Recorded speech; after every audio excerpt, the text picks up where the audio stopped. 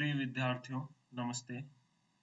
आज हम राजनीति विज्ञान विषय की जो सर्वाधिक प्रमुख संकल्पना है, अर्थात राज्य की संकल्पना, उस पर चर्चा करते हैं।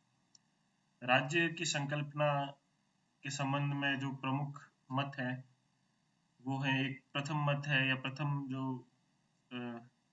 उपागम है वो है उदारवादी उपागम। दूसरा है बहुलवादी। तीसरा है नव उदारवादी। चौथा है उत्तर औपनिवेशिक। पांचवा है साम्यवादी और छठा है नारीवादी।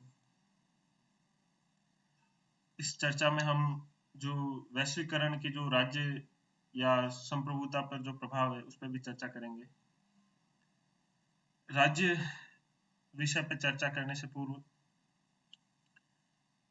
हमें जो राजनीति विज्ञान विषय के एक प्रमुख विद्वान गार्नर हुए थे, उनकी एक उक्ति याद आ जाती है, जिसमें वे कहते हैं कि राजनीति विज्ञान का प्रारंभ और अंत राज्य के साथ होता है।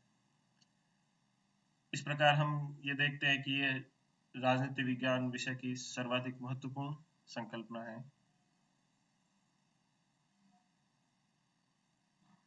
पाश्चात्य जगत में जो राज्य का विकास हुआ था, उसका जो क्रम है वो इस प्रकार है। सर्वप्रथम नगर राज्य, उसके पश्चात रोमन साम्राज्य, उसके पश्चात राष्ट्र राज्य, और वर्तमान में हम देख सकते हैं कि जो अधिराज्य करता है जैसे ईयू वगैरह है, उनका भी विकास हुआ है। वर्तमान जो राज्य है, समसामयिक राज्य, उनकी जो प्रमुख विशेषताएं हैं वो 4 मानी जाती हैं। प्रथम है निश्चित भूभाग, दूसरा है शासन या सरकार, तीसरा है जनसंख्या और चौथा है संप्रभुता।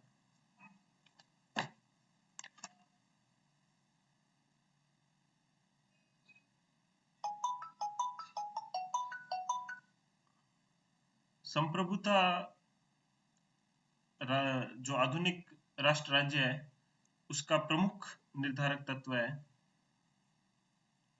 और संप्रभुता के अंतर्गत ही जो दूसरा जो संकल्पना निहित है वो है स्वायत्तता की संकल्पना। अर्थात राष्ट्र राज्य आंतरिक और बाह्य रूप से स्वायत्त होता है।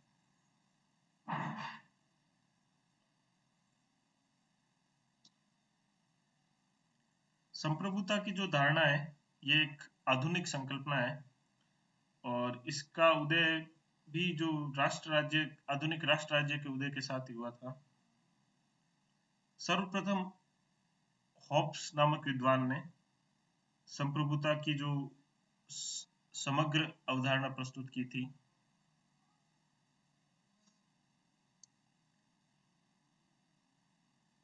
उन्होंने जो राज्य की जो सर्वाधिकारवादी जो धारणा है उसको स्पष्ट रूप से स्थापित किया था, और ये स्पष्ट रूप से घोषणा की थी कि जो संप्रभु का आदेश ही विधि है। हॉब्स के जो विचार है उन्हीं से आगे चल के संप्रभुता की एकलवादी धारणा का विकास हुआ।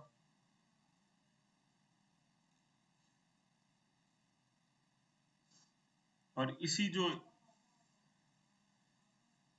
एकलवादी धारणा के एक प्रमुख विद्वान हुए थे जॉन ऑस्टिन।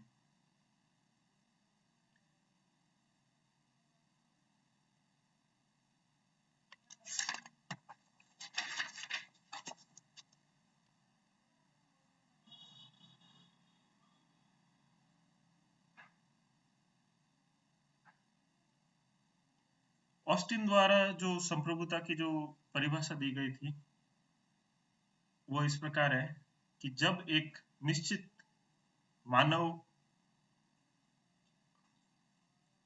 निश्चित श्रेष्ठ मानव इसी प्रकार के किसी अन्य निश्चित श्रेष्ठ मानव से आदेश स्वीकार नहीं करता है, जबकि उसके जो आदेशों का पालन काफी बड़ा जनसमूह स्वभावगत रूप से करता है, तो वह निश्चित श्रेष्ठ मानव संप्रभु है, और वह समाज राजनीतिक समाज है, और इस प्रकार के जो संप्रभु का आदेश ही विधि है।